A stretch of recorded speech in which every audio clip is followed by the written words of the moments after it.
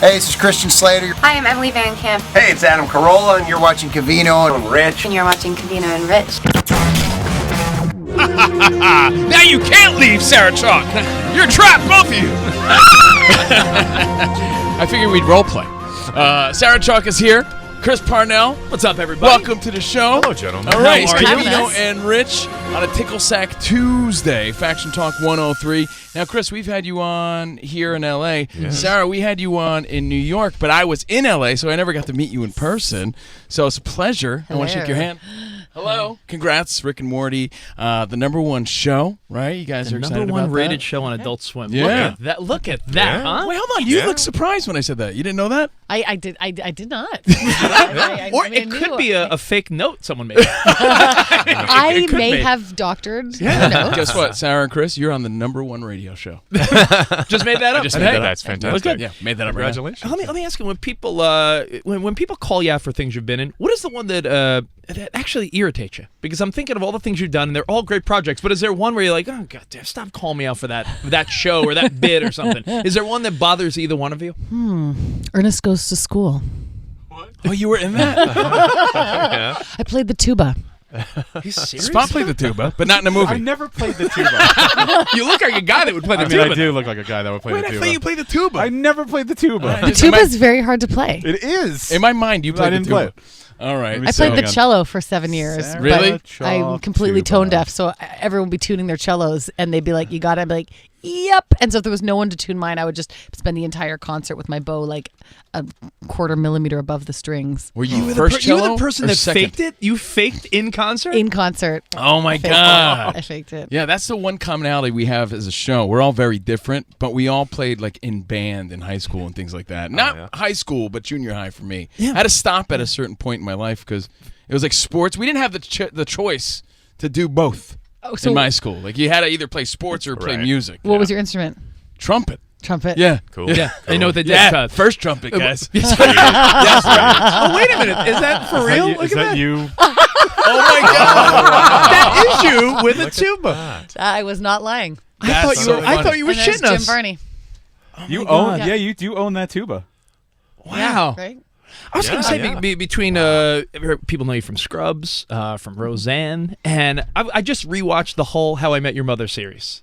Like, No way. Yeah, I mean, what a great character you had on that show, Stella, huh? Oh, it was ridiculously fun. I got a phone call. I was out for frozen yogurt with a friend of mine, and someone called and said, "Can you be at How I Met Your Mother tomorrow morning?" By the way, do you sample every flavor even though you know what you're going to get? Every time. Do you ever sample and not And I'm buy? always going with chocolate. Do you ever sample and not get anything? Never. God, no. I'm too I've Canadian done that. for I've done that one time. I went to Yogurtland and I Doesn't just feel went around good. and I was like, really not feeling it. How about you, Chris? Have you ever done that? I've never done that. Really? No. Then I guess I'm the piece of shit. I've definitely done it. You guys I did- haven't lived. I did walk into Pinkberry like at the very, very beginning, and I was like, "Why don't you have chocolate?" And they were like, "Well, you can call head office. Here's the number." And I'm like, "Thank you so much." I walk out. I'm like, "Obviously, I'm not calling head office." And I'm like, "Wait a second. Why am I not calling head office?" So I called head office, and I was like, "I think you should think about chocolate. I think you should seriously." So then when it came out, I felt You felt Very as proud. though you were the one because complainer. it's such an obscure flavor choice. But you that know, it must have really come from maybe my- you're the one that put them almost out of business because I don't see them as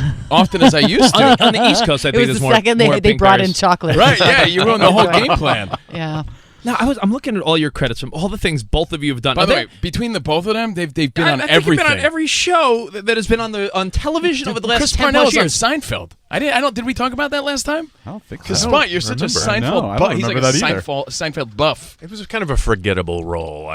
But still, it's kind of cool. No to say. No, that. totally cool. Right? Totally cool. Oh, yeah. so cool. Guess who wasn't on Seinfeld? Everyone else in this room.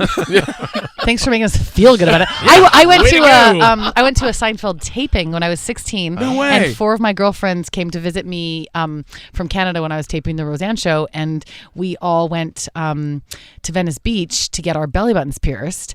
And that night we had tickets to Seinfeld, so we're sitting there at the Seinfeld taping, and it was so painful because you couldn't laugh, like you couldn't move. It hurt so much to move with these belly button piercings, and you'd be like, "Ow! Oh my God, this is so funny! Ow! Ow! Oh God!" You know, it's funny you say the belly button piercing. I feel like in the You had one too? in the generation Beach? John did we all grew up in. We're around the same age. I would imagine. I would have graduated with her. Is that crazy? Yeah, we celebrate our birthdays next month. Yeah. We do. Yeah, we would have went to high school. 29. We would have been in band together. Yeah, I know. It would have been so cool. This is great. And I'm the Tuba old man the in the room. trumpet. This is really fun. This is really fun, kids. Thanks a lot. Parnell, you're the old guy. No problem, Uncle Chris. I remember when. No, I was gonna say you said the belly button ring. I feel like every girl in that generation had the belly button ring, and now my wife has the little hole there from the belly button ring. And I think every woman that's 30-ish to 40-ish has a little watch hole where the belly button ring. Closer to 30-ish. 20 something, yeah. Yep. And it's so funny because your character on How I Met Your Mother, Stella, was removing Ted's tramp stamp that he got. That's right. Yes. Did you ever fall victim to a bad tattoo? Okay, so when we were going to get the belly button pierces, it was a choice between a tattoo and a belly button pierce. And so we're driving there. My dad's driving, and we're all in the back, and the tattoo and the belly button pierce. And his parting words to us as we rollerblade off into the distance were, "Don't get your belly buttons pierced." And we did, and thank God we got our belly buttons pierced, not a tattoo, because at that point in my life, I feel like it would have been a giant Anthony Kiedis' face on my back. And I have to say, I've been very curious about getting a tattoo my whole life, and I would like to get one. I just have never landed on the right thing of what it would I would be, want, right? Chris, and you what feel it the would same be. way? Do you have any tattoo? You don't seem like a tattoo type of fella. I am not. I don't know what I would get. That's the thing. Like, I don't love anything enough No, to be there's, like, there's on no my body mark that I want forever. to put on my body Right? forever. And what does it say about me? Like, hey, look at that. Yeah, Look at this this. is what You I'm like about. you like this eagle? Right. This is what I'm about, guys. That was the other commonality between all of us. None of us have tattoos. Well, look at Not that. one. Look at that. So We're there's learning not one things. tattoo in this room at all. I'm with you, though. You don't have any, Sarah? Not one. Not one. Wow. I'm surprised. Nowadays, 5 people in one room, no tattoos. I know. See, but rare. that's what That's makes rare. us different. You're not going to find that, guys. Chris Parnell, Sarah Chalke on the Covino and Rich Show, promoting season 3 of Rick and Morty. I got to ask you, dude. I don't know if you mentioned it, but you got something going on with the arm. What happened? Yeah, I had to have rotator cuff surgery last no week. way. Yeah. How did you know? Did you have to have it done? I pretty much did because the tendon, the supraspinatus tendon, had retracted so much and was starting to atrophy that if I didn't do it soon, it was just not going to be an option. So I would have continued to lose more How did you function do in it? my left arm. What were you doing? I think it started with putting up some IKEA shelves and became frozen shoulder, and then I think it was exacerbated by holding my son. My Dude, I oldest son. swear I'm asking because I'm in so much pain, dude. I could only lift it Seriously? like so far. I went and got a massage with this guy yesterday. He heard me screaming in pain. Yeah. I'm like, I'm gonna go to a doctor. They're gonna say it's it's probably up to me whether or not I got to get it fixed. Yeah. And I don't know if I'm gonna have to take that route or not. Well, it might be frozen shoulder. I mean, it could be that, which a lot of people have, where you just have a very limited range of motion. Oh, and it's it killing me hurts. though, man. Yeah. So he's got this big giant cast on. We had to ask Damn him. IKEA furniture. It's called, Yeah. it's called an ultra sling. Yeah. Well, I wanted to get it out of the way because we have this story about William H. Macy. William H. Macy was on our show one time, and he had a Band-Aid going across his nose. Do you remember that, Rich? Yeah, the whole time we were looking at him, and he didn't address it. So we're like, the whole time we're like, We all wondered. and the whole time we couldn't even focus. Because like, is he Puberty. going to address the Band-Aid on his nose? Is he going to? It never came up. And the next time he was here, we're like, by the way, last time you were here, he's like, yeah, I had a Band-Aid on my nose. Like, well, how come you didn't say anything? He just didn't give a shit. Didn't say you. So funny. All right. So we wish you a speedy recovery. Thank Now you. you can get back at the gym. By the way, it seems like you two get along. Is that something that is An act, yes. an acting? I was going to say because Shows you're doing. how talented. No, we because are. when you're on a show, especially a cartoon, right? Like you guys, you don't interact much when you're doing this. So when they say, "Hey guys, go promote this and go out and about," you guys know each other before that? we interact on the Covino and Rich show. I was gonna say that. This is the extent of our interaction. This will be it for us for Right. 2017. and hopefully for the rest of the teens. duration. Yeah, the teens. That's because we always say in music a lot of times people are on the same track. And they're like, oh, I never met that person. They remix the song, and I've never met DJ Khaled or something. You guys probably tape the show, see it does well, and not much interaction. No, it's like None. Comic-Con. But in our music special, we're on the same track, and we actually recorded that one together. We could give you a sampling. our hip-hop album. Hip-hop album. Well, Chris, you've done a lot of this work. We talked about that last time. It's just something you're great at. Sarah, obviously you're great at it, but how did you get involved in that? Because we realized that world is such a close-knit world to get into voice acting and stuff like that. So how did you end up doing this? I auditioned for it, and Dan Harmon and Justin Roiland I was up in Canada at a friend's cabin, and I auditioned on the phone with them from there. So and Canadian. So Canadian. I was at a cabin, I was out in the woods, and there's all these birds and dogs barking, right? And so right. And I was like, you guys have to be quiet. I need to get this job. I love it so much. I just loved the script. I thought it was so fantastic, and just really wanted to be a part of it. When you're voice auditioning for something, because Chris, you're a pro with this, you're doing it now. Is it the whole time you wondering, am I doing the voice they want? Are you like overthinking it, or is that what the mistake people make when you're reading for a new character or something?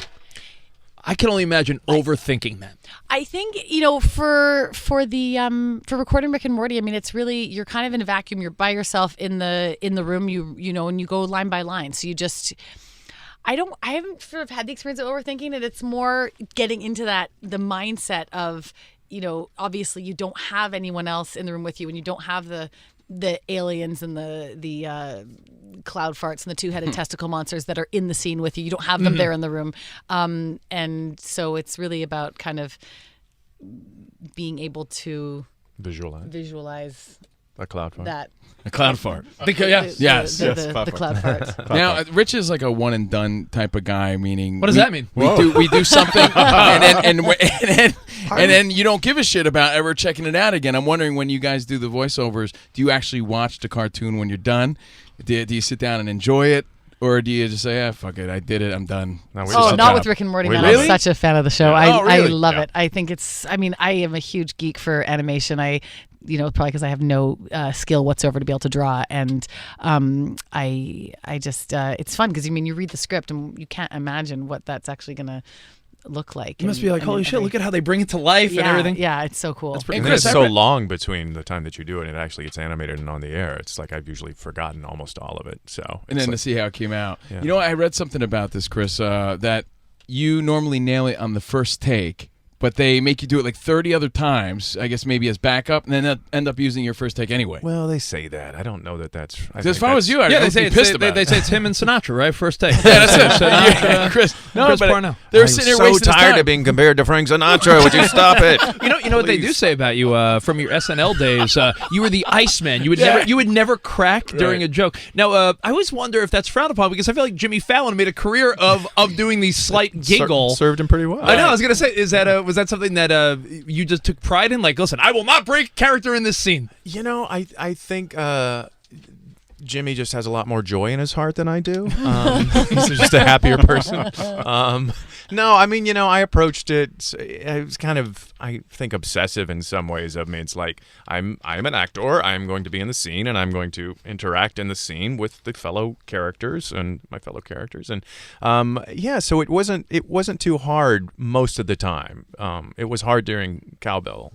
During that sketch, it really was, because Will Ferrell just being in my face, Yeah, I can't imagine not when those people are when the cast that you and the people surrounding you must be impossible. That's pretty impressive, Iceman. Well, thank you. I laughed. I laughed a lot at the table reads. I laughed really hard at the table and tried to get it out of my system. He's a pro. Chris Parnell and Sarah Chalke here again. Rick and Morty.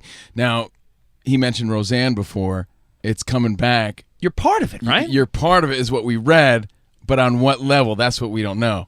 Yes, and I am part of it. A different character, it says? Yes. But what does that mean? It means a different character. So that's all you can say? Yes. Oh, really? You can't say more? Recast and they bring Becky 1/3 to play that character. Mm-hmm. That would be very... So Lacey Goranson's going to be Becky. Yeah. And then I'm going to be question mark.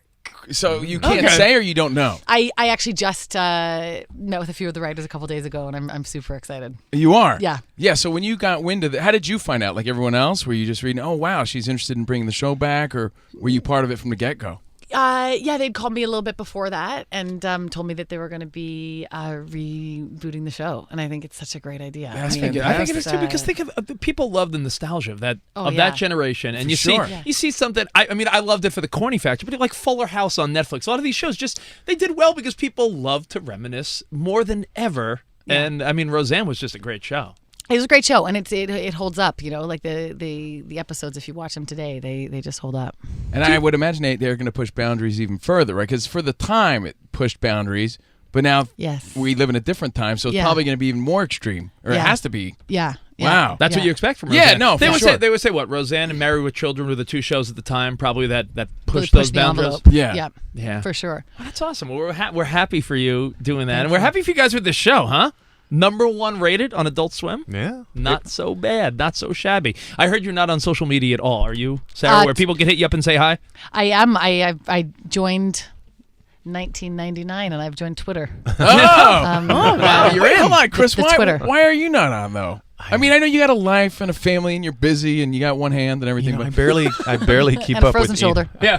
I barely keep up with emails. Yeah. And I really do. And I just have zero desire to have to respond to people more. All or right. And I just don't want that. Sarah and I were talking about it. I don't want to read that nasty tweet or somebody Yeah, people are hates shitty. something that You're I right. did. I'm and with you. Oh, I we're don't, glad I don't you're need here. that. I'm too insecure. We're glad you're here. That's all that matters, guys. Rick and Morty, catch it, and thank you guys for hanging out with us. Cartoon Network's for Adult having Swim, us. and we'll be back in a second right here on Covino and Rich. Right on. Thanks so much.